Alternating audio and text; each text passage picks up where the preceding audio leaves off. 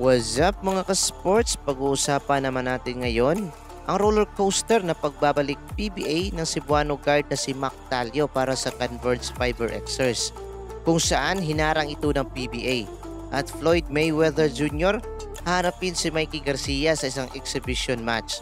Ngunit bago yan, makisuyo muna ako, pampas naman ang subscribe button at i-hit ang notification bell for more updates sa ating muntin channel. Ayon kay Craig Daly ng Boxing News 24, ang kampo ngayon ng self-proclaimed na si Floyd Mayweather Jr. ay kasalukuyang nakikipagnegosasyon sa isang exhibition match laban sa Meksikanong si Mikey Garcia na gaganapin ngayong December 9 at ipapalabas sa Showtime pay-per-view. Ayon sa nasabing balita ay si Floyd mismo ang pumili sa petsa at ito'y kasabayan sa laban ni Devin Haney kontra Regis Prograis. Isa lang ibig sabihin nito mga ka-sports, mamimili talaga ang mga fans sa dalawang event kung saan sila manonood at tatalpak.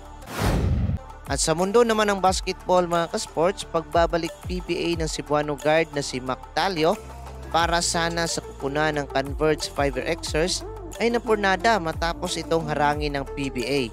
Ayon sa Vatican journalist na si Homer Saison, ay nakatakda na umanong i-anunsyo ng Converge ngayong araw ang inaabangang pagbabalik PBA ni Mac Talio. Ngunit hinarang ito ng liga dahil kailangan umanong resolbahin ng rockstar point guard ang kanyang alleged drug infraction noong time niya sa NLEX Road Warriors at may parusa itong 6 na buwan na suspensyon. Nanindigan naman ang kampo ng Converge na yung pagkawala ni Talio sa liga matapos ang nasabing insidente ay sapat na parusa para kay Mac Talio.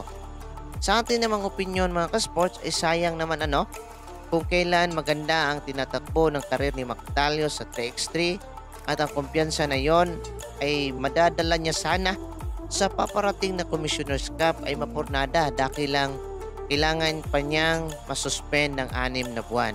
Ngayon mga ka-sports, tama lang ba ang parusa ng PBA o sapat na ang pagkawalan niya sa liga na ilang taon upang mabayaran ang nasabing pagkakamali? I-comment nyo yan at babasahin natin isa-isa.